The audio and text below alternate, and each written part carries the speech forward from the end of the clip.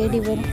நம்ம அதை சுதந்திரத்துக்குள்ளே தேவன் கிருபை செய்வார். நமக்குடைய ஆசீர்வாதத்தில் தேவன் நம்மளை நிலையாக நிறுத்துவார். நம்முடைய ஆசீர்வாதத்தில் நம்ம நிலை நிற்க தேவன் கிருபை செய்வாராக.